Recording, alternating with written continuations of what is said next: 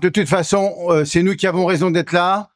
Donc on rappelle qu'on est à plus de 1000 jours de génocide, 1 millier de jours passés même, d'un génocide abominable qui décime la population de Gaza et du Sud-Liban, qui multiplie les raids en Cisjordanie et qui vole des terres, qui déracinent les oliviers. En fait, le but étant d'invisibiliser, voire de détruire la société palestinienne. Mais la société palestinienne tient et nous sommes là pour soutenir ce combat.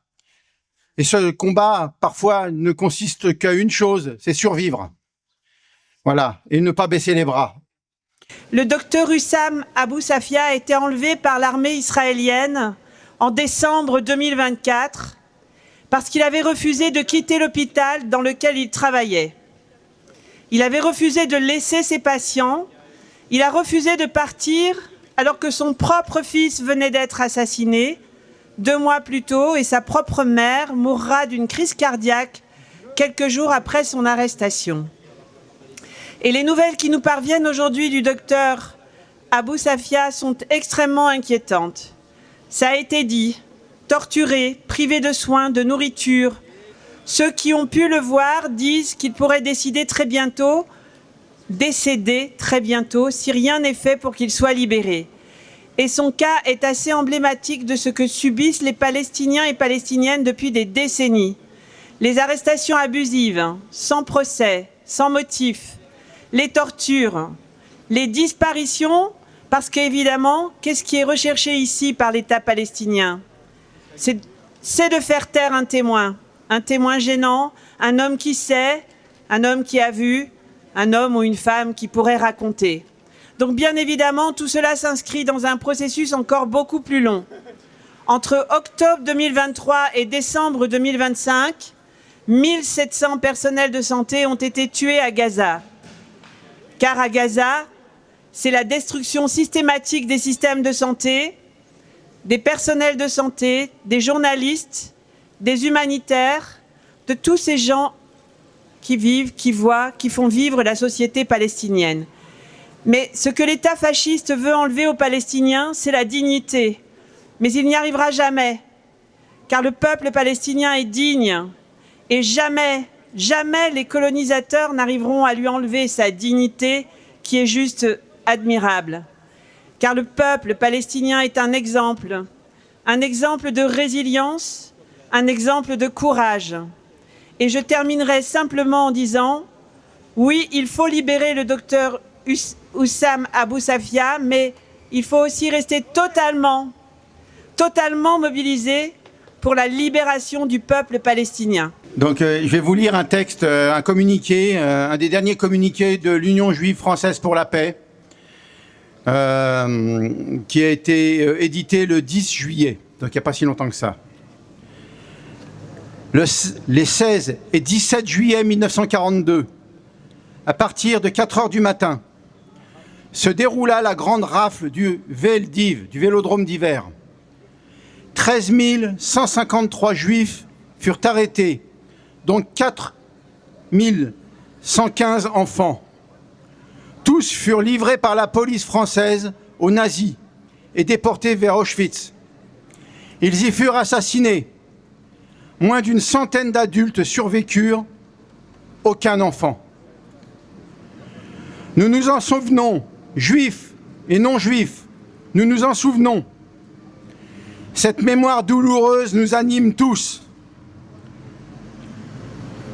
À l'heure de se souvenir, il convient de se rappeler qu'une police française soumise à un régime fasciste peut se livrer aux pires actions répressives.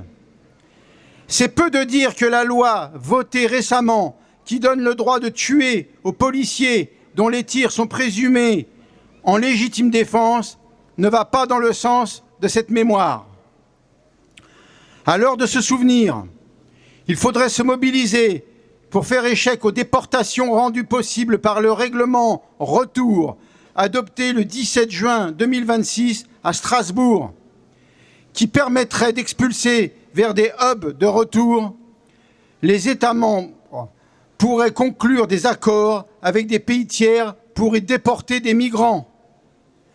À l'heure de se souvenir, il faut que la mémoire des tortures pratiquées par les nazis, la Gestapo, mais aussi par les tortionnaires français de la collaboration, nous fasse dénoncer et combattre les tortures, où qu'elles se déroulent, et que des documents accablants de l'ONU établissent pour les prisons israéliennes, comme les conditions de détention de SD Taiman, base militaire israélienne et prison clandestine. À l'heure de se souvenir, il faut que notre mémoire soit active et s'applique au génocide en cours à Gaza. Le plus jamais, le 16 juillet 1942, signifie clairement que, pour l'humanité entière et non pour les seuls juifs, l'alerte, la dénonciation, la lutte, le boycott, la solidarité avec les victimes sont un devoir. Auschwitz et les rafles nous obligent. C'est signé de la coordination nationale de l'UJFP le 10 juillet 2026. Voilà. Oui, bonjour à tous, merci de me donner la parole. En fait, les deux textes qui viennent d'être lus montrent qu'en fait, Gaza, c'est pas seulement le lieu d'un génocide qui continue, mais à mon sens, peut-être que je vais heurter certaines personnes, mais c'est un immense camp de concentration. Les camps de concentration, c'est une invention nazie, mais il me semble que les Israéliens l'ont reprise, l'ont adoptée, ils l'ont améliorée et ils l'ont sophistiquée. Alors, bien qu'on ne soit pas très nombreux aujourd'hui, on peut se poser la question, quel est notre rôle à nous? Qu'est-ce qu'on peut faire? Qu'est-ce qu'on doit faire? Moi, il me semble au moins qu'on peut et qu'on doit dénoncer et qu'on doit appeler les choses par leur nom. Voilà, merci beaucoup.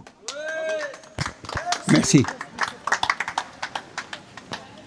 On a témoigné de solidarité avec le martyr palestinien perpétré par l'État colonial et criminel d'Israël.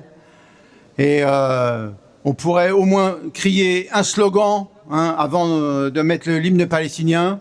Et en cette commémoration de la rafle du Veldiv, moi je propose de scander Varsovie, Treblinka et maintenant Gaza. On avait dit plus jamais ça. Varsovie, Treblinka et maintenant Gaza. On avait dit plus jamais ça. Varsovie, Treblinka et maintenant Gaza. On avait dit plus jamais ça. Varsovie, Treblinka et maintenant Gaza. On avait dit plus jamais ça.